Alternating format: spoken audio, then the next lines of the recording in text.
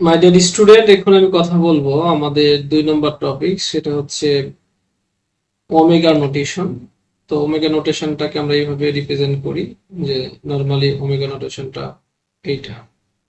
আর এই ওমেগা নোটেশনটা হচ্ছে lower bound, যেটাকে আমরা বেস্ট কেস কমপ্লেক্সিটি হিসেবে ডিনোট করি।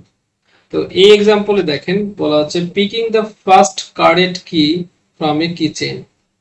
একটা কি চেইন থাকবে, সেখান থেকে যে কারেক্ট যে কিটা আছে সেটা প্রথমেই চুজ যখন হয়ে যাবে তখন সেই কমপ্লেক্সিটিটাকে আমরা ওমেগা নোটেশন দিয়ে রিপ্রেজেন্ট করি। সাপোজ ইউ হ্যাভ এ কি চেইন উইথ এন কি, তার একটা কি চেইন আছে এবং সেখানে এন সংখ্যক কি আছে, and you are looking for a specific key, এবং আপনি একটা স্পেসিফিক কি খুঁজছেন টু ওপেন এ ডোর।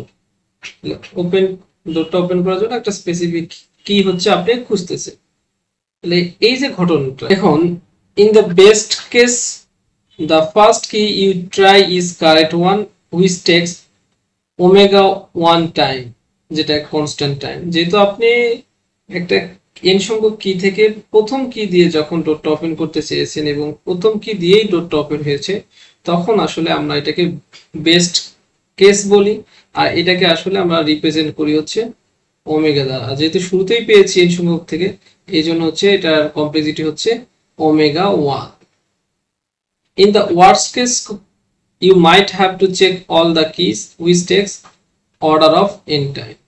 তাহলে ওয়ার্স্ট কেস কমপ্লেক্সিটি হলে আমার n সংখ্যক যে কি আছে n সংখ্যক টাইমই লাগবে, এই জন্য হচ্ছে এটার কমপ্লেক্সিটি অর্ডার অফ n বা বিগ ও n।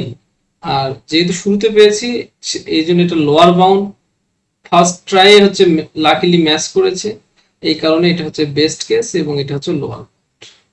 তো রিয়েল লাইফ যে অ্যানালজি আছে সেটা বলা হচ্ছে যে a teacher calling roll in a class and the first student on the list is present.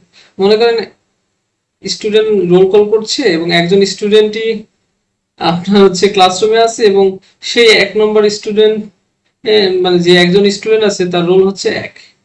So এটাই হচ্ছে আসলে বেস্ট কেস কমপ্লেক্সিটি। তাহলে স্যার আর বাকি যে রোল কল, বাকি নামগুলো ধরে আর রোল কল করার প্রয়োজন নেই।